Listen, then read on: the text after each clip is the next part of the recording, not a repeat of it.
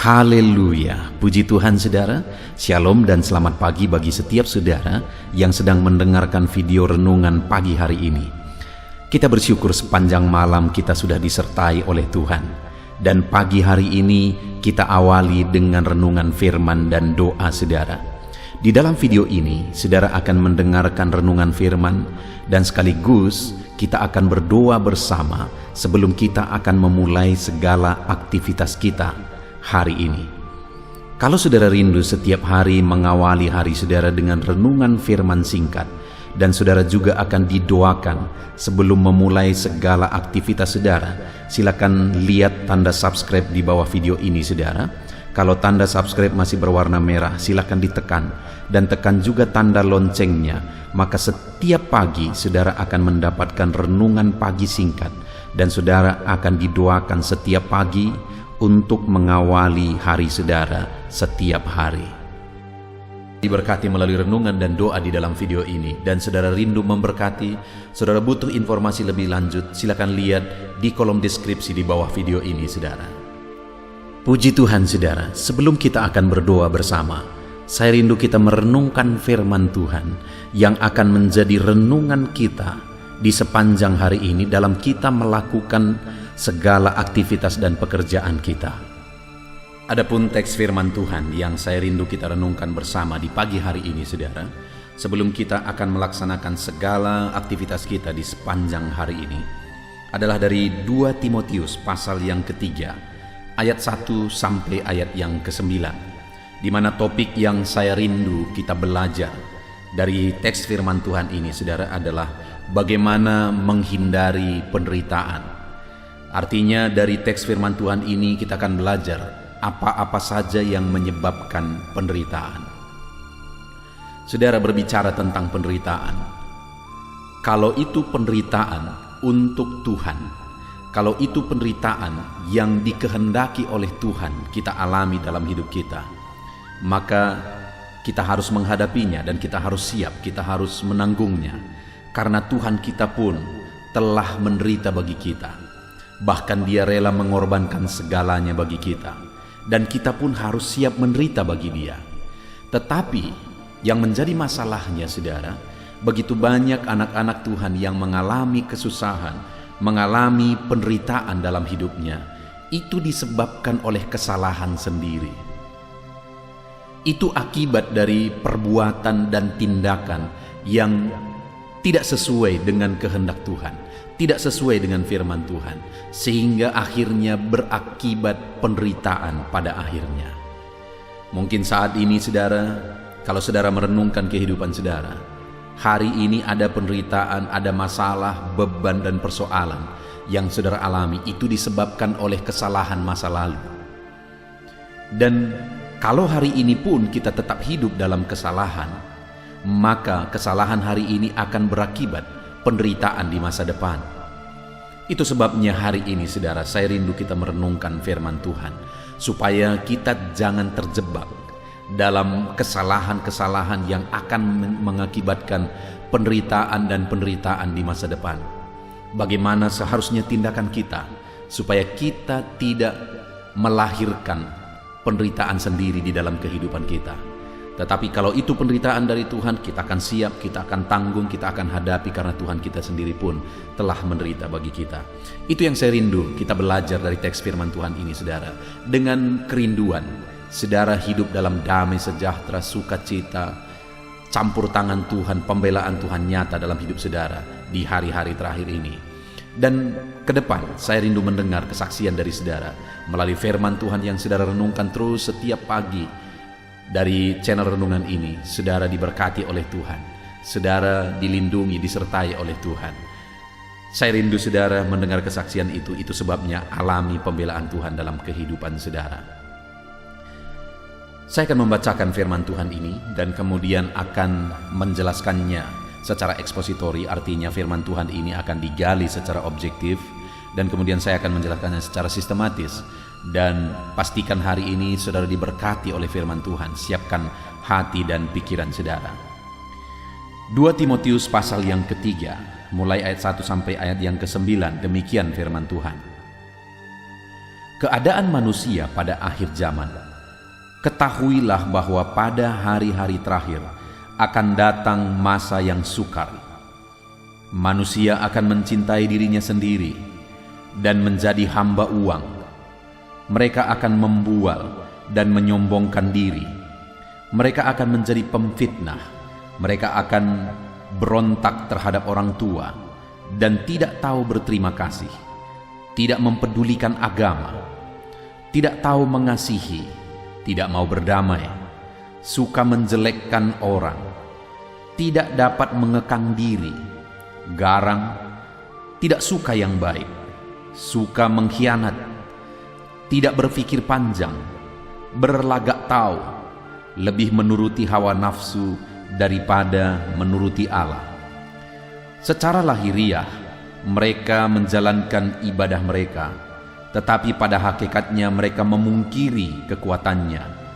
Jauhilah mereka itu, sebab di antara mereka terdapat orang-orang yang menyelundup ke rumah orang lain dan menjerat perempuan-perempuan lemah yang syarat dengan dosa dan dikuasai oleh berbagai nafsu, yang walaupun selalu ingin diajar namun tidak pernah dapat mengenal kebenaran, sama seperti Yanes dan Yambres menentang Musa.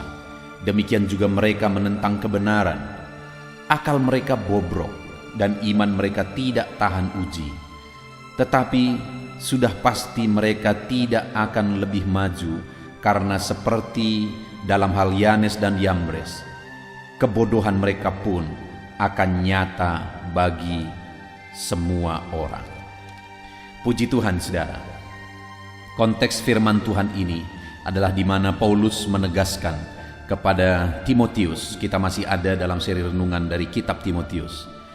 Paulus menegaskan kepada Timotius bagaimana keadaan hidup orang pada akhir zaman. Seperti apa cara hidup orang di akhir zaman. Dan Paulus menegaskan di kalimat di ayat pertama bahwa ketahuilah pada hari-hari terakhir akan datang masa sukar. Jadi dari cara kehidupan yang dijalani oleh orang di akhir zaman itu akan menimbulkan kesukaran-kesukaran dalam kehidupannya. Seharusnya, saudara, pada faktanya kalau manusia makin cerdas, manusia makin ahli dan sebagainya, seharusnya semua semakin baik.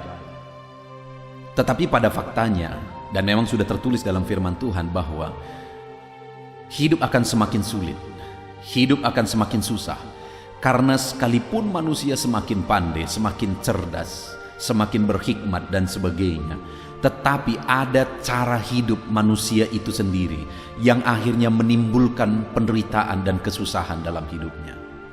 Kalau berbicara tentang kemajuan, bukankah dunia ini sudah sangat maju dan ke depan akan terus semakin maju? Kalau bicara tentang kecerdasan, bukankah manusia sudah sangat cerdas dan ke depan akan semakin cerdas? Bukankah seharusnya melalui kemajuan itu kehidupan semakin baik?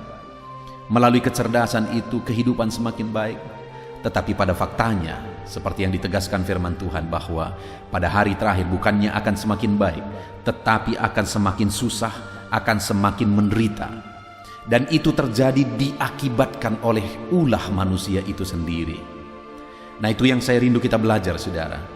Apa saja tindakan manusia di akhir zaman yang akan melahirkan kesusahan, menimbulkan penderitaan dalam hidupnya.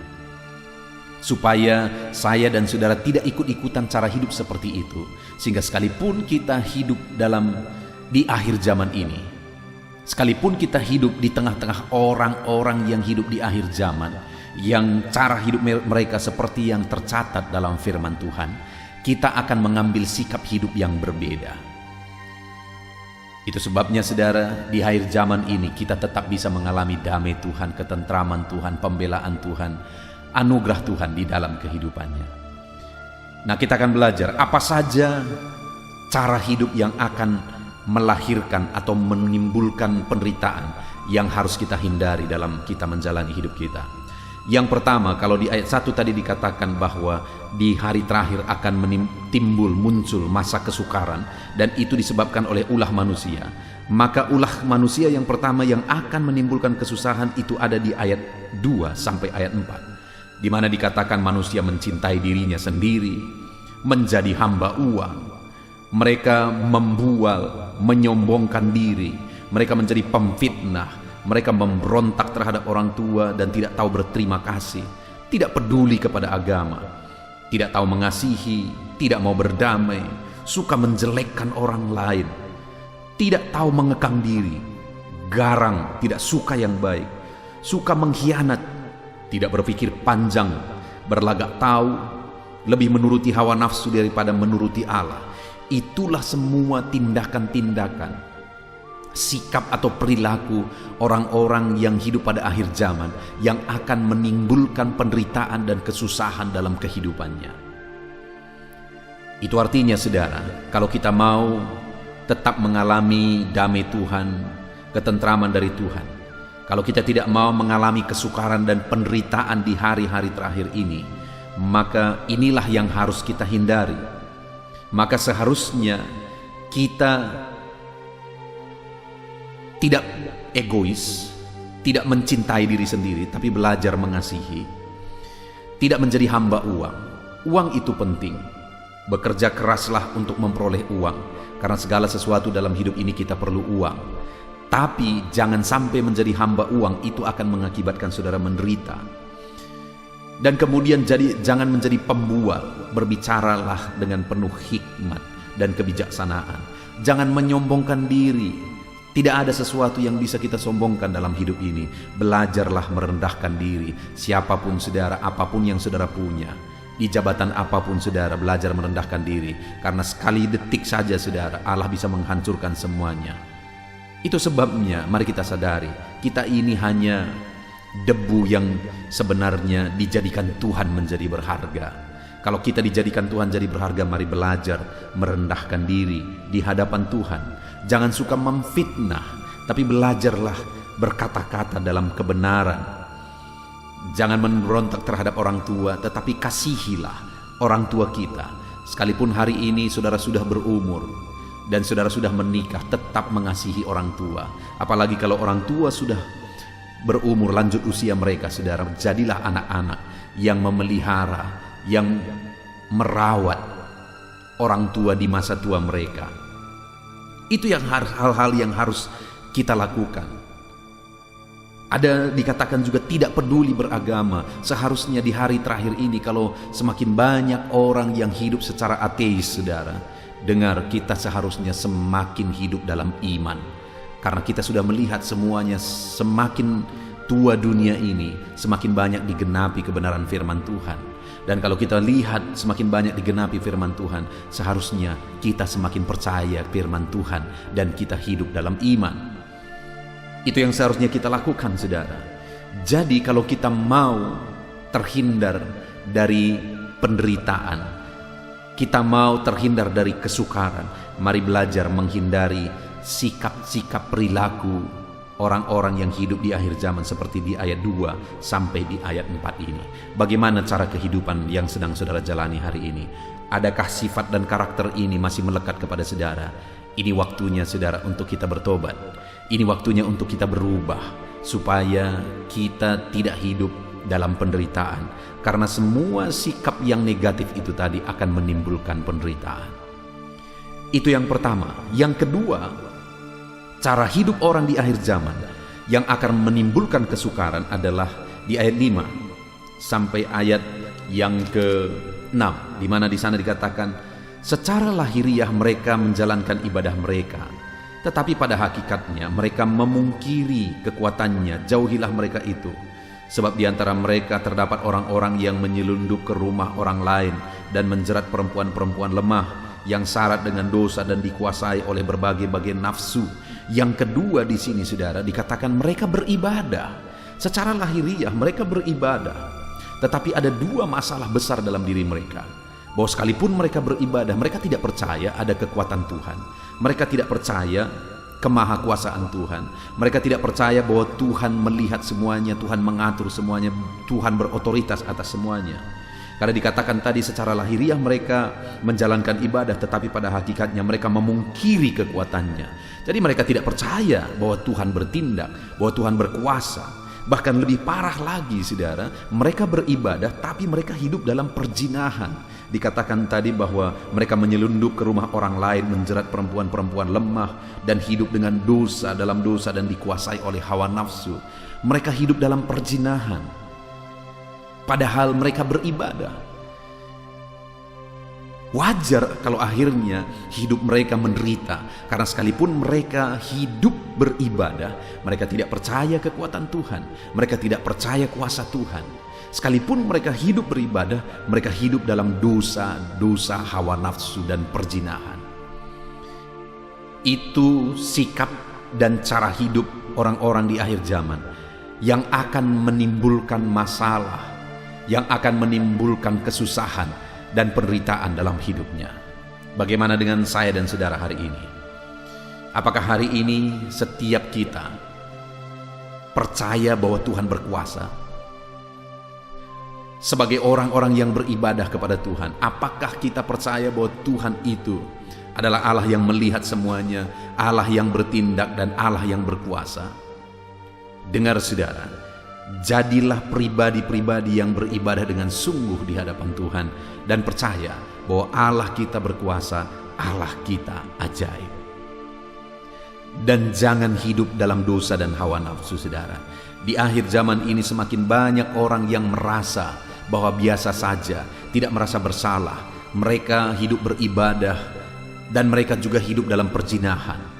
Bahkan tidak sedikit juga orang-orang yang hidup melayani, tapi mereka hidup dalam perjinahan. Bayangkan saudara, mereka melayani Tuhan tapi mereka menyakiti hati Tuhan. Mengikut Tuhan, melayani Tuhan, tapi hidup dalam perjinahan hawa nafsu, perselingkuhan dan sebagainya. Kalau hari ini ada saudara yang mendengarkan renungan ini, saudara beribadah secara lahiriah, tapi saudara hidup dalam hawa nafsu perjinahan. Dengar saudara, sebelum kehancuran dan penderitaan menimpa hidup saudara, sebelum Tuhan menjatuhkan hukuman, selagi masih ada kesempatan untuk saudara bertobat, detik ini ambil sikap untuk bertobat. Semakin tua dunia ini, semakin akhir zaman saudara, semakin orang-orang semakin banyak yang akan hidup dalam perjinahan.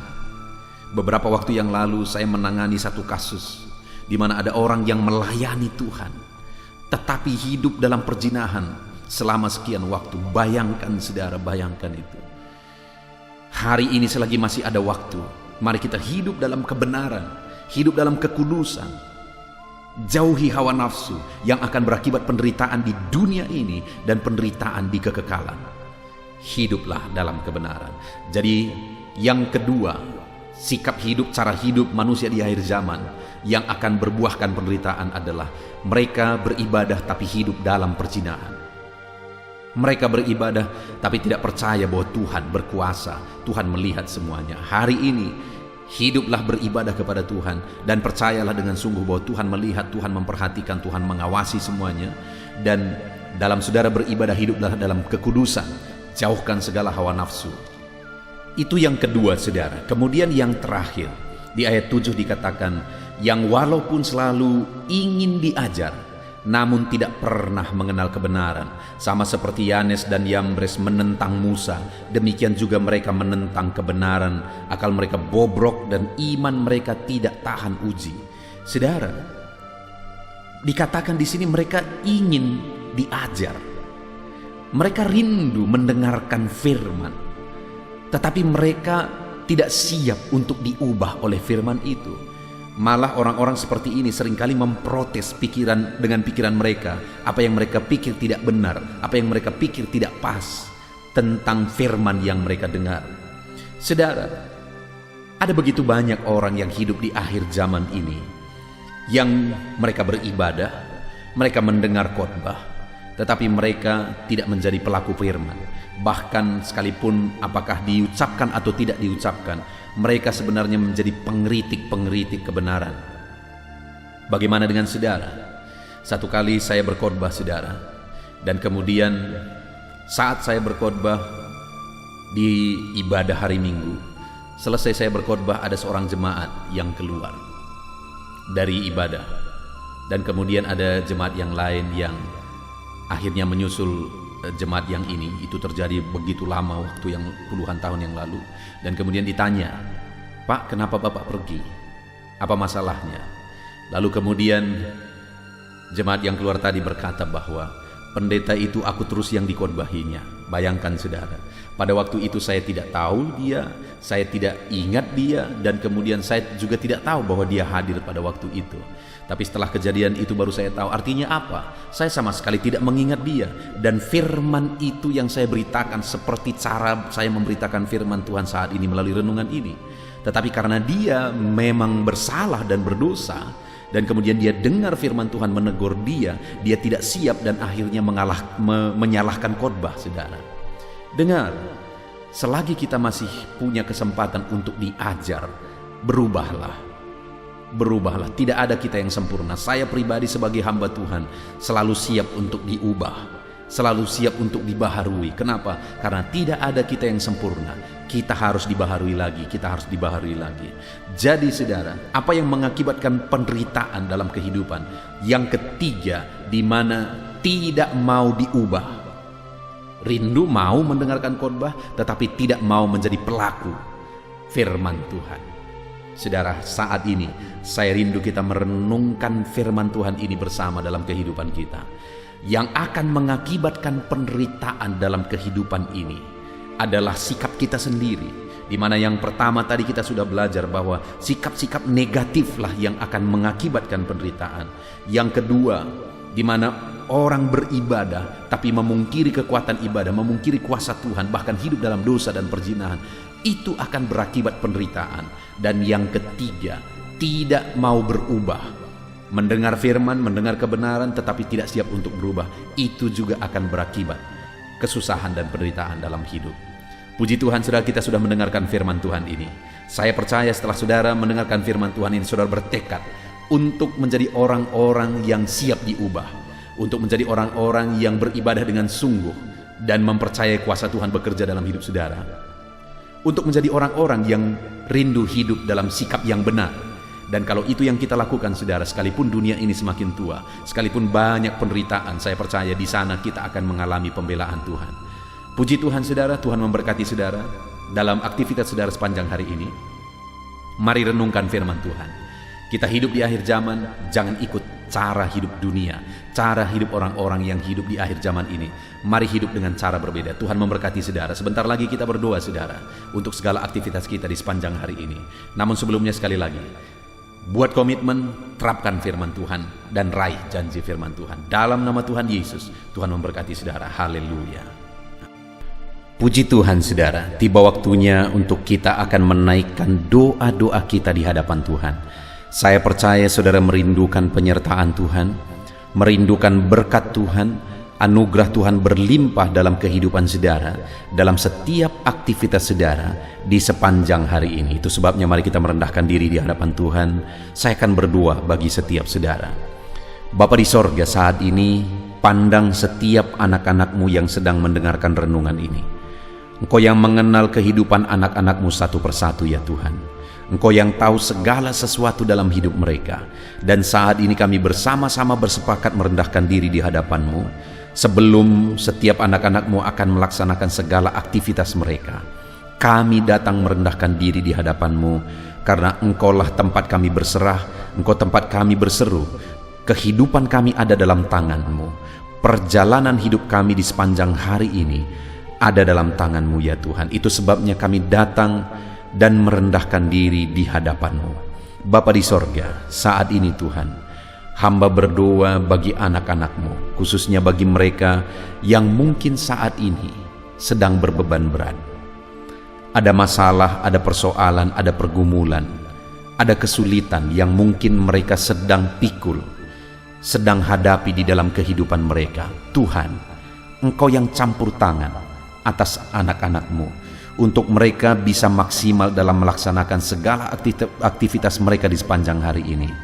Kiranya Tuhan memberkati, mengangkat segala beban persoalan anak-anak-Mu.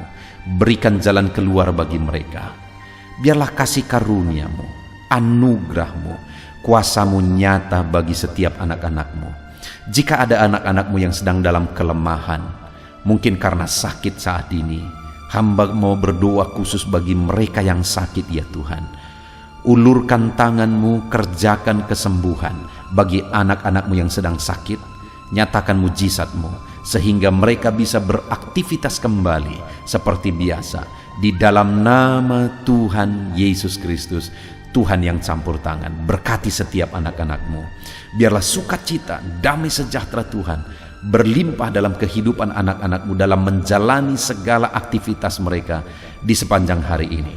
Dan saat ini hamba berdoa ya Tuhan, berkati setiap anak-anak-Mu dalam segala kegiatan aktivitas mereka di sepanjang hari ini.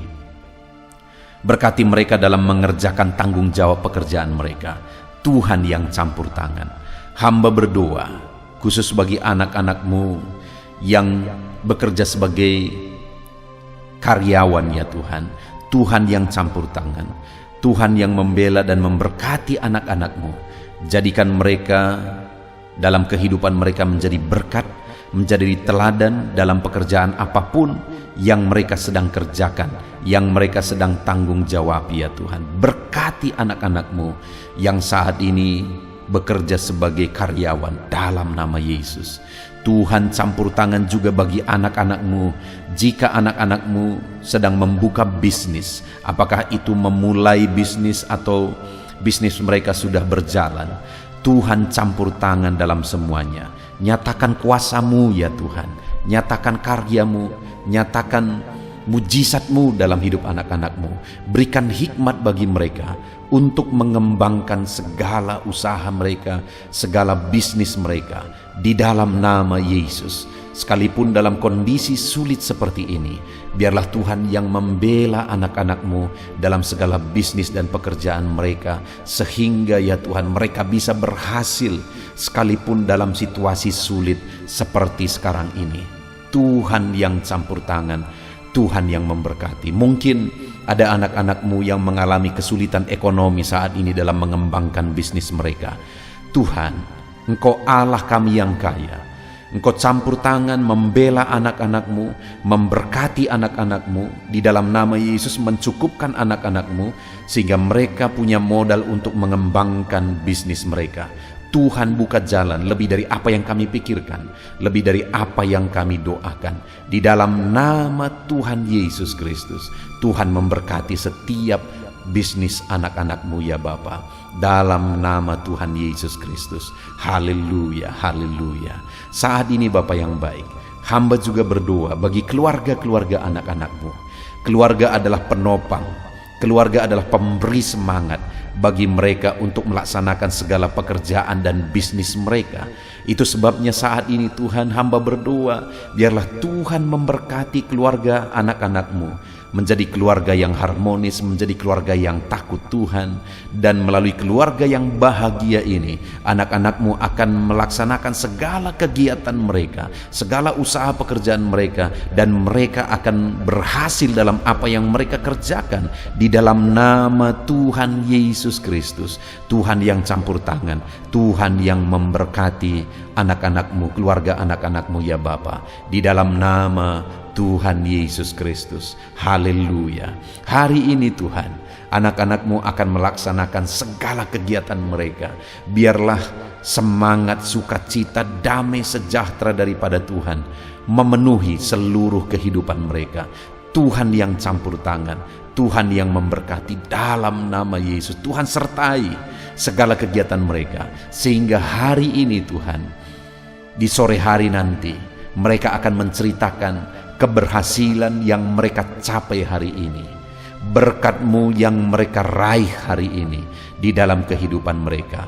Dalam nama Yesus, jagai lindungi anak-Mu dalam pekerjaan mereka ya Tuhan. Sertai mereka, jauhkan dari segala mara bahaya, jauhkan dari segala kecelakaan kerja.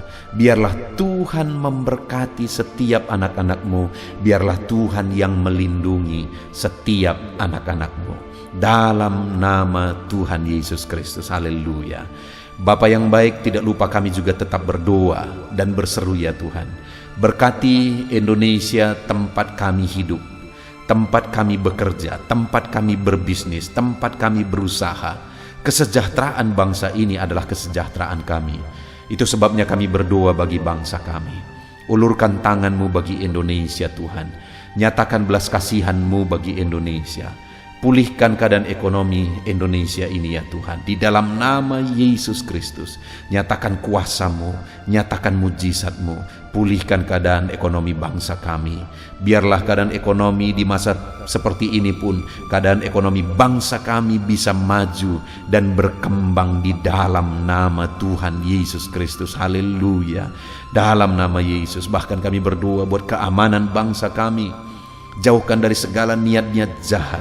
Dalam nama Yesus, di mana hari-hari ini ada begitu banyak orang-orang yang berniat jahat untuk mengacaukan bangsa kami ya Tuhan. Di dalam nama Yesus, biarlah Tuhan campur tangan, Tuhan bekerja, nyatakan kuasa-Mu, nyatakan mujizat-Mu, nyatakan pembelaan-Mu bagi bangsa kami ini.